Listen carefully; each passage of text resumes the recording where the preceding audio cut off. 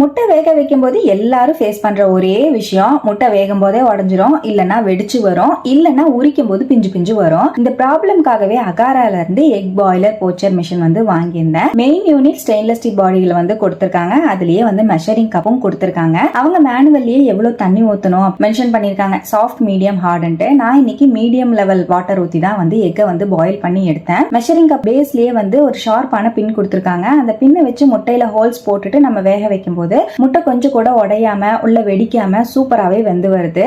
0% ஆயில்ல நம்ம வந்து எக்கை வந்து பாயில் பண்ணி சாப்பிடணும் அப்படின்னா இந்த எக் போச்சிங் ட்ரேவை வந்து நம்ம யூஸ் பண்ணிக்கலாம். நமக்கு பிடிச்ச மாதிரி வெங்காயம் பச்சை மிளகாய் எல்லாம் போட்டு எக் வந்து போச்சிங் பண்ணி நான் எடுத்தேன். ரொம்பவே சூப்பரா வந்திருந்துங்க. 0% ஆயில்ல செஞ்சேன். பேச்சுலர்ஸ், பிகினர்ஸ், அதுக்கப்புறம் இந்த ஜிம் போறவங்களுக்கு எல்லாம் ரொம்ப ஹெல்ப்ஃபுல்லா இருக்கும். ஹாஸ்டல்ல இருக்கிறவங்களுக்கும் ரொம்ப ஹெல்ப்ஃபுல்லா இருக்கும். இது சின்னதா இருக்கிறதுனால சின்ன ஸ்பேஸ் இருந்தாலே போதும், ரொம்பவே யூஸ்ஃபுல்லாவே இருக்கும். எக்கை பாயில் பண்ணி முடிச்சதுக்கு அப்புறமா ஒரு வெட் கிளாத்தோ இல்லைன்னா டிஷ்யூவை வச்சு அந்த மெயின் யூனிட் இந்த மாதிரி தொடச்சி எடுத்துட்டோம்னா நல்லா கிளீன் ஆயிடும். இந்த ப்ராடக்ட் வந்து அமேசான், பிளிப்கார்ட்ல அவைலபிளா இருக்கு. தேவைப்பட்டுச்சுன்னா செக் பண்ணி பாருங்க.